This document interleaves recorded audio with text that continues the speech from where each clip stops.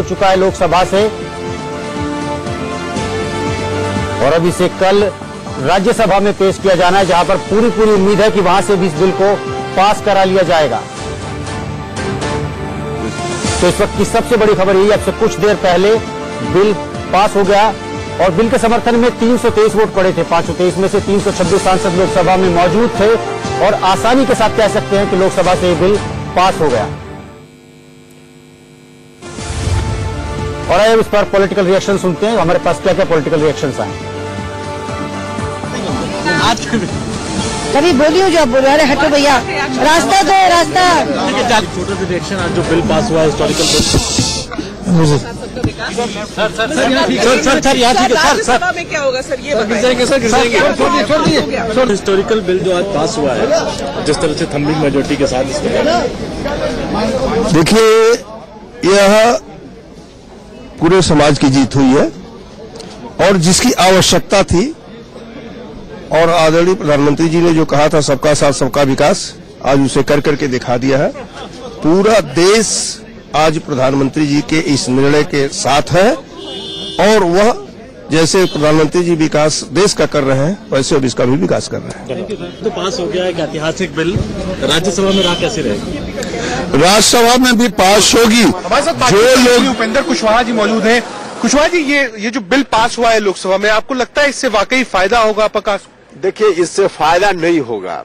सरकार देख रही है कि जो नौजवान आज उनसे विमुख हो रहे हैं, डैमेज कंट्रोल के लिए यह बिल लाया जा रहा है, लेकिन नौजवानों का गुस्सा थोड़ी देर के लिए भूलभुलैया में भले शांत हो जाए।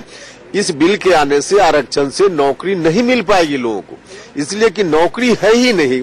नौकरी सरकारी सेक्टर से खत्म होकर प्राइवेट सेक्टर में जा रही है और प्राइवेट सेक्टर में नौकरी की व्यवस्था में आरक्षण दे नहीं रहे हैं, तो उसमें आरक्षण दे। सरकारी स्कूल में जो पढ़ाई की व्यवस्था है उसमें सुधार न हो तब तक कुछ भी नहीं हो सकता है। तो हमने सुझाव दिया है कि सरकारी स्कूल से जो पास होने वाले बच्चे होंगे उनको आरक्षण में प्राथमिकता दीजिए, उससे जो जगह बच जाए तब दूसरे को दीजिए। यह सब जब तक नहीं हुआ तब तक कोई फायदा नहीं। लेकिन बीजेपी कह रही है कि प्रधानमंत्री मोदी का मास्टर स्ट्रोक है 2019 चुनाव के लिए। यही तो है, कोशिश तो इनकी यही है, लेकिन इस कोशिश को देश के लोग समझ रहे हैं। अब उनके झांसा में लोग नहीं आने वाले हैं। यह बिल नौजवानों की सुविधा के लिए नहीं, झांसा देने के लिए। बहुत शुक्रिया हमसे बातचीत करने के लिए। कैमरामैन गंगा के साथ Rakesh Tandon, India news Delhi. Samajwadi party ने इस बिल के ऊपर अपनी आपत्ति जताई थी। बातचीत करने के लिए सांसद धर्मेंद्र यादव जी हमारे साथ हैं। धर्मेंद्र जी, क्या आपत्ति थी आपकी? बिल तो पास हो गया। केवल नहीं, बिल जो पास हुआ उसमें समाजवादी पार्टी का योगदान है और समर्थन है। हम लोग केवल 10% के लिए तो लगातार पहले भी मांग की, लेकिन हम लोग चाहते हैं कि जातीय जनगणना 100% आए और जिसका जो अनुपात है उसी अनुपात में उनको रिजर्वेशन दिया जाए। ये मांग हमारी समाजवादी पार्टी की लगातार रही है और इस बात को हमने सदन में भी उठाया था। लोग कह रहे हैं कि प्रधानमंत्री मोदी का मास्टर स्ट्रोक है 2019 के लिए। नहीं, लोग जान रहे हैं, आखिरी दिन सत्र के चुनाव सर पे है, उस समय कर रहे हैं, ये लोग भी जान रहे हैं। इसलिए ये कोई चुनाव की क्रेडिट लेने की कोशिश बहुत है, लेकिन जिनके लिए हो रहा है वो भी जानते हैं कि क्यों किया जा रहा है। बहुत शुक्रिया हमसे बातचीत करने के लिए। कैमरामैन गंगा के साथ राकेश टंडन, इंडिया न्यूज दिल्ली। दो सवाल से अपर कास्ट को 10% आरक्षण का बिल और विधेयक पास हो चुका है। इस वक्त लोकसभा से बातचीत करने के लिए केंद्रीय मंत्री राज्यवर्धन राठौड़ जी हमारे साथ हैं। सर, लगातार इस बात की चर्चा थी कि कहीं सुप्रीम कोर्ट में चैलेंज ना हो जाए, इसलिए कॉन्स्टिट्यूशनल अमेंडमेंट आप लाए। थावरचंद गहलोत साहब ने भी कहा कि भाई एक ऐतिहासिक कदम है, एक बड़ी उपलब्धि है हिंदुस्तान के लिए, पूरे देश के लिए। और खास तौर से बड़े लंबे समय से जो डिमांड थी कि आर्थिक रूप से जो परिवार है जो पिछड़े हुए हैं उनको आगे लाने के लिए कौन सा कानून खड़ा होगा, उनको आगे लाने के लिए कौन सी सरकार अभी तक कदम उठाया है। और इससे पहले चर्चा हुई है, ऐसा नहीं कि इस मुद्दे पर चर्चा नहीं हुई, लेकिन अगर इसको इंट्रोड्यूस भी करा गया तो बिना कॉन्स्टिट्यूशनल अमेंडमेंट के करा गया और बिना संविधान के अमेंडमेंट करने से सुप्रीम कोर्ट उसको खारिज कर देता है। इस बार अगर प्रधानमंत्री मोदी जी का विजन है, भारतीय जनता पार्टी का इरादा है, तो साफ नियत से इसको लाया जा रहा है। तो अमेंडमेंट पहले करा जा रहा है ताकि सुप्रीम कोर्ट या कहीं पे भी और इसको कोई इंट्रोड्यूस करने में कोई दिक्कत ना हो। अपोजिशन की बात करें, एक दो लोगों को छोड़ दिया तो सभी लोगों ने इसका समर्थन किया है, बहुत ज्यादा विरोध नहीं है। तो क्या उम्मीद है कि कल राज्यसभा में भी ये बिल पास कर लिया जाएगा? ये बिल्कुल उम्मीद है और मुझे यकीन है कि ये पास होगा। जिस तरह का ये एक परिस्थितियों को देखते हुए ये आरक्षण को लेकर आए हैं, जो सभी वर्ग के लिए, सभी जो अभी तक आरक्षित नहीं थे उन सब के लिए लागू होगा, हर धर्म के लिए लागू होगा। तो ये बहुत मजबूती लेकर आएगा और मुझे नहीं लगता कि इसका कोई विरोध करेगा। मेरा आखिरी सवाल, विपक्ष बार बार एक ही बात कह रहा है कि चुनाव बिल्कुल सर पे था, चुनाव से जस्ट पहले लाए हैं, तो ये लोग कह रहे हैं कि प्रधानमंत्री मोदी का एक मास्टर स्ट्रोक हो सकता है 2019 चुनाव के लिए, मतलब राजनीति से जोड़कर इसको विपक्ष देखता है। देखिए, सरकार पहले दिन से और आखिरी दिन तक सरकार होती है, और जिस तरह से T20 मैच के अंदर एक बॉल से लेकर आखिरी बॉल तक टीम खेलती है, तो आखिरी दिन तक ही सरकार अपना काम करती है। और जिस नीयत से लाया गया है कि सबका साथ सबका विकास हो, उसमें कहीं कमी लग रही थी और उसी कारण से इसको लाया गया। और जहां तक सबका साथ सबका विकास का ताल्लुक है, हमने हर तरह से हर गांव में हर वर्ग को ये जितनी भी सरकार की योजनाएं वो पहुंचाने की पूरी कोशिश करी है और प्रमाणित तौर से पहुंची है। अब उसमें कहीं कमी थी तो सरकारी जॉब्स के रिजर्वेशन के अंदर थी और वो भी पूरा कर दिया। बहुत शुक्रिया हमसे बातचीत करने के लिए। कैमरामैन गंगा के साथ राकेश टंडन, इंडिया न्यूज, दिल्ली। लोकसभा में जिस तरह की मेजोरिटी से पास हुआ, लगता है कि बहुत ऐतिहासिक बिल मोदी सरकार का ये होगा। मोदी सरकार जो भी काम किया है, सबका साथ सबका विकास, आपने देखा कि पहले उन्होंने ओबीसी के लिए कमीशन बनाई सर, उसके बाद वो लाए SC/ST एक्ट, उसके बाद लाए ट्रिपल तलाक, उसके बाद लाए गरीब सवर्णों के लिए आरक्षण। यही है सबका साथ सबका विकास। लोग विरोध करने की हिम्मत नहीं है। मोदी जी जो भी लाए हैं उसको राज्यसभा में भी पास होगा। एक ऐतिहासिक बिल पास हुआ है। बहुत हमने तो कहा, अपने भाषण में कहा कि ये सबका साथ सबका विकास जो नारा था, तो आपने देखा पहले SC/ST एक्ट वाला पर हुआ, फिर जो है OBC का जो कमीशन था उसको संवैधानिक दर्जा दिया गया, जो बाबरी मस्जिद राम जन्मभूमि का मामला था उस पर प्रधानमंत्री ने कह दिया जो कोर्ट का फैसला होगा वही होगा। और जो ऊंची जाति के गरीब लोग थे उनके लिए हम लोग मंडल कमीशन में भी हम जोड़ना चाहते थे। फिर हमारी पार्टी 2000 जो है में बनी 28 नवंबर को, उसमें भी हमने लिखा कि 15% आरक्षण होना चाहिए जो गरीब लोग हैं, चूंकि सारा सिचुएशन अब चेंज हो गया है और एक सामाजिक सद्भाव भी होना चाहिए। और आज हमें इस बात का खुशी है कि आज क्या कहते हैं कि वो पास हो गया है और फिर राज्यसभा में भी पास हो जाएगा और उसके बाद जो है ऐतिहासिक काम हो जाएगा। Thank you sir.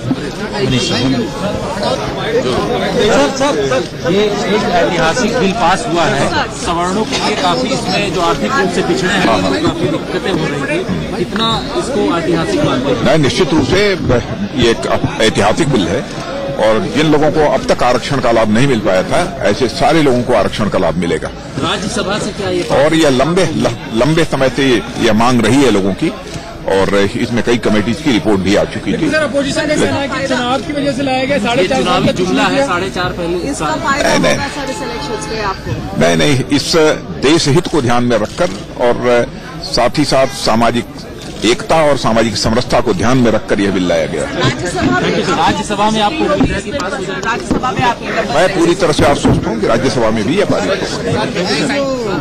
इसको किस तरीके से देखा? तो मुझे बहुत बड़ा आनंद है कि जिस तरह हमें शेड्यूल कास्ट के लोगों को, शेड्यूल ट्राइब के लोगों को, OBC को आरक्षण मिलता था, तो मैं लगातार 10 साल से मांग कर रहा था कि सवर्ण समाज में भी गरीबों की संख्या है और SC/ST OBC के आरक्षण को टच न करके 50% जो जनरल सीट है उसमें से उनको आरक्षण मिलना चाहिए। तो नरेंद्र मोदी सरकार ने एक बहुत बड़ी पहल की है, 10% आरक्षण सवर्णों में जो गरीब लोग उनको दे दिया है और ये बिल पास हो गया है। ये एक बहुत बड़ा ऐतिहासिक कदम है ऐसा मुझे लगता है और मैं सरकार का हार्दिक आभार व्यक्त करता हूँ।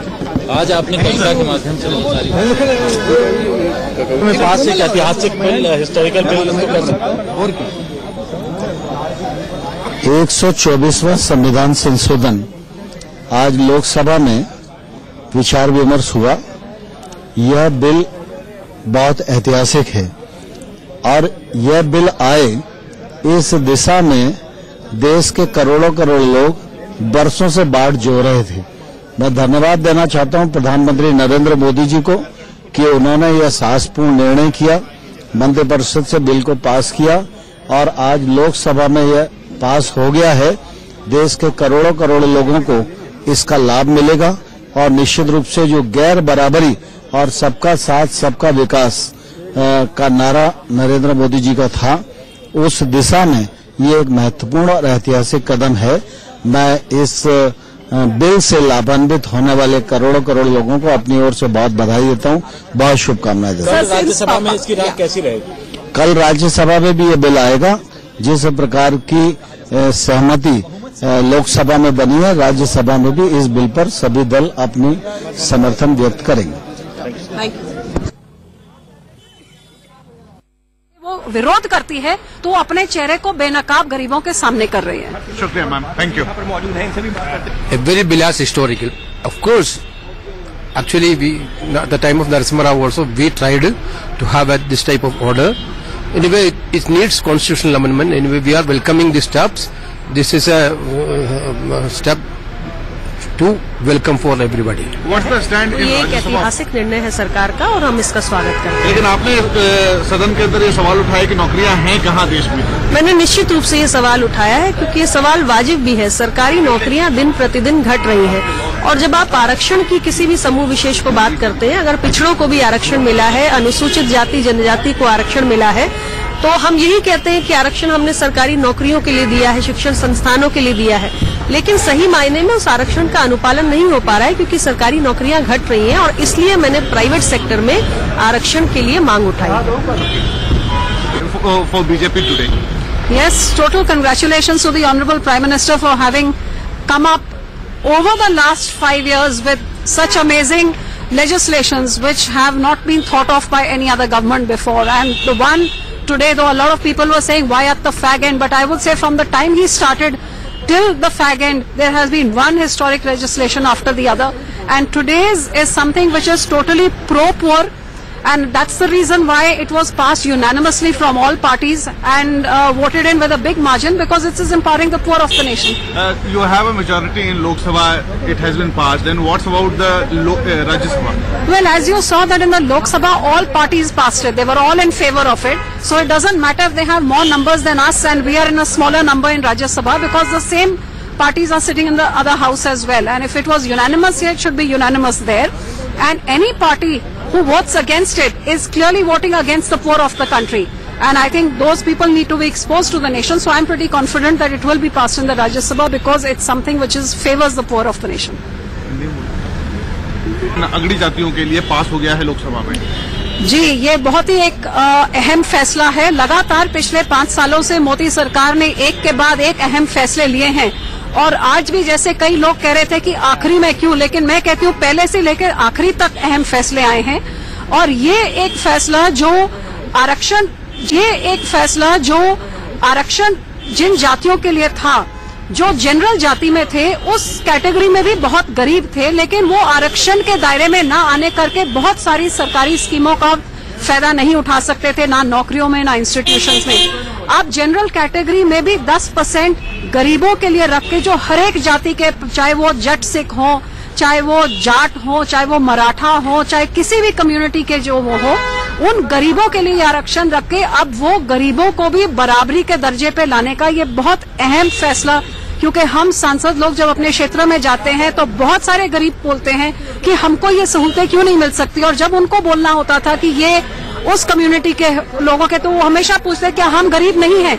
अब उन गरीबों के लिए जो जनरल कैटेगरी के, उनके लिए मोदी सरकार ने ये अमेंडमेंट लेके आए हैं। बहुत हिस्टोरिक बात। लेकिन राज्यसभा में लगता है कि ये बिल पास हो पाएगा क्योंकि वहाँ पे आंकड़े और नंबर कम है आपके। देखिए, यहाँ पे सब पार्टियों ने सपोर्ट किया है क्योंकि ये गरीब के हित की बात है।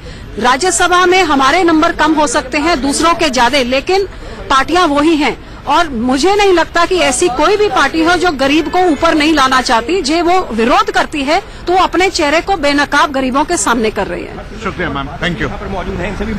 A very biased historical.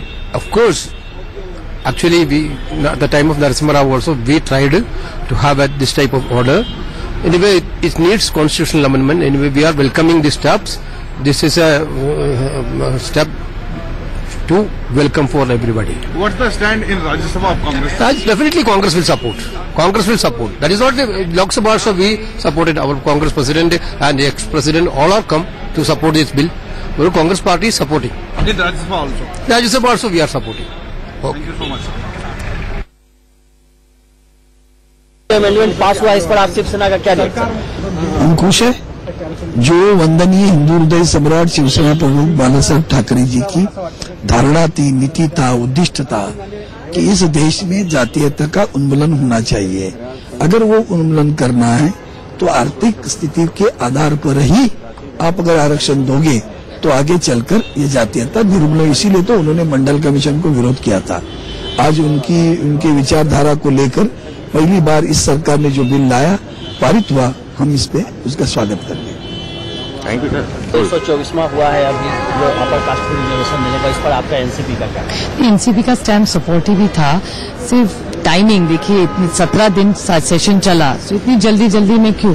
और हमारी यही मांग है कि महाराष्ट्र में धनगर इसका जो रिजर्वेशन का वादा दिया था इस सरकार ने, तो धनगर जाति को जो एसटी चाहिए वो भी उनका दिया जाए।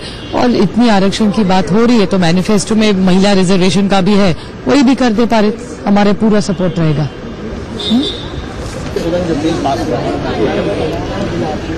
देखिए, हमारे संविधान में लिखा है कि हर नागरिक को आगे बढ़ने का अवसर मिलना चाहिए और एक इक्वालिटी की बात हुई है। सामाजिक आर्थिक रूप से जो व्यक्ति पिछड़े हुए हैं, जो वर्ग पिछड़ा हुआ है, उसको भी आगे आने का एक अवसर मिलना चाहिए। बहुत लंबे अरसे के बाद, दशकों के बाद ये इस तरह का आरक्षण आज हम आज जो एक साथ कर लो, नहीं बात ठीक नहीं है, कर लो तुम। रामविलास पासवान जी, बिल आज लोकसभा में पास हो गया है, तो कितनी बड़ी संजीवनी का काम करेगा ये मोदी सरकार के? नहीं, बहुत संजीवनी का काम जो है वो अलग बात है, लेकिन जो आम जनता में एक सौहार्दपूर्ण वातावरण कायम करने के लिए और जो समाज के हर वर्ग के जो गरीब हैं, पिछड़ी जाति को मिल गया था, दलित आदिवासी को मिल गया था, ऊंची जाति के गरीब लोग थे, उनके मन में जो है थोड़ा कसक था कि हमारा बच्चा कैसे आगे बढ़ेगा। तो ये जो क्या कहते हैं फैसला हुआ है, तो ये पूरे गरीब समाज को जो है एक कैटेगरी में अवसर, उनको आगे बढ़ने का अवसर दे दिया है। एक डिमांड थी कि 9वीं अनुसूची में जारी किया जाए, नहीं तो कोर्ट में इसको चुनौती मिलेगी, वो जारी उसे शामिल नहीं किया गया 9वीं जाने का है। लेकिन संविधान में संशोधन होने के बाद जो है अब उसमें हम बहुत कम चांसेस है, पहले संविधान में संशोधन नहीं हुआ था, वो आपका चुनाव बहुत कम चांस है, ये कहना है रामविलास पासवान का। कैमरामैन प्रमोद दास के साथ यतेन शर्मा, इंडिया न्यूज, दिल्ली। मेरे साथ हैं बीजेपी के उत्तर प्रदेश के प्रदेश अध्यक्ष और सांसद महेंद्र नाथ पांडे जी। पांडे जी, आज आपने भी लोकसभा में जो आरक्षण को लेकर बिल पास किया गरीब लोगों के लिए 10%, उसमें आपने भी काफी सारी बातें कही, लेकिन जो यूपी का जो समीकरण बन रहा है महागठबंधन को लेकर, उसमें ये बिल कितना फायदा राजनीतिक तौर पर बीजेपी को पहुंचाएगा? उत्तर प्रदेश में हम पहले अपने केंद्र राज्य सरकार के काम और संगठन तंत्र के बदौलत और नरेंद्र मोदी जी के सर्व स्वीकार्य करिश्माई व्यक्तित्व के बदौलत हम सब पहले ही बहुत आगे हैं। यह विधेयक सामान्य वर्ग के गरीबों में भी एक रोशनी देगा, उत्साह का संचार देगा, और चूंकि इसमें ओबीसी और दलित का सारा अधिकार बनाए रखा गया है, उसके अतिरिक्त है, इसलिए वो भी हमारे साथ हैं। हम इन सबको साथ लेके चलेंगे और उत्तर प्रदेश में 73+ का जो हमारे राष्ट्रीय अध्यक्ष अमित शाह ने आह्वान किया, उसे सार्थक करके दिखाएंगे। मायावती ने इस बिल का समर्थन जरूर किया, लेकिन सवाल उठाए, अपोजिशन की तरफ से भी आज सवाल उठाए, आप खुद सदन में मौजूद रहे, कि टाइमिंग को लेकर बड़े सवाल है कि 4.5 साल तक आप क्या करते रहे, चुनाव से एन पहले क्यों लेकर आए ये बिल? देखिए, राजनीति में वक्त का विषय नहीं है, कदम सही है, चाहे जिस वक्त उठे तो कदम सही है। और 70-72 वर्षों की आजादी में किसी ने यह हिम्मत नहीं की कि कुछ